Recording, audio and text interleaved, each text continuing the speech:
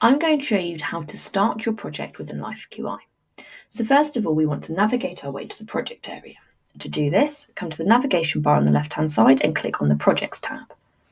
Once in the project area, we're going to click on Start a New Project.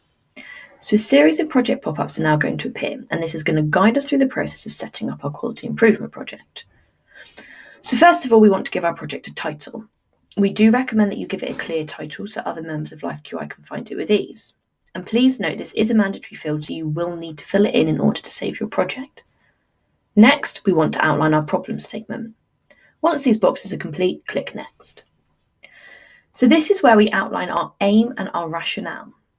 We do have tooltips located throughout the platform, so if you need help setting any of these, please click on these I buttons here.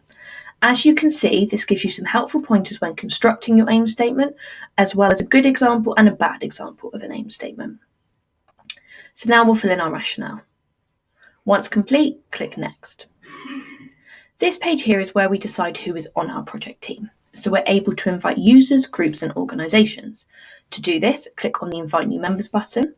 We then search for their name. Once located, click on the blue cross next to their name.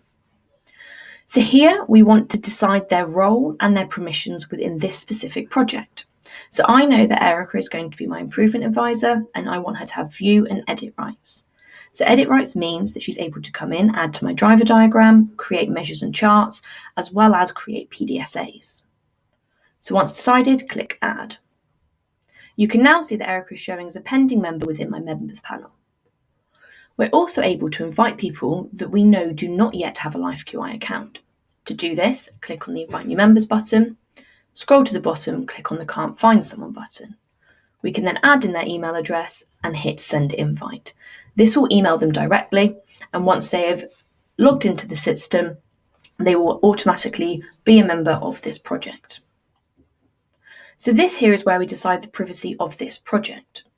So here we have two options. The first option, which it naturally defaults to, is only members can view. Now this means that only members of your project are able to view the details. The second option is everyone can view, and that means that everybody within LifeQI is able to view the details of your project. So we're now going to click Next. So this window here is where you can categorize your project. We can link priorities or assign tags. The priorities available will be dictated of what is on your organisational's page. Here we can assign any tags. So tags are a really good way of categorising as well as searching for your project. This is not mandatory, so you do not have to fill these in. So now, when and where is our project taking place? So my project is starting on the 15th of October, and I know it is going to end at the end of December. And the location. This is particularly handy if your project has taken place in a certain department or ward. So on this final page here, we click Create Project. Your project is now being saved.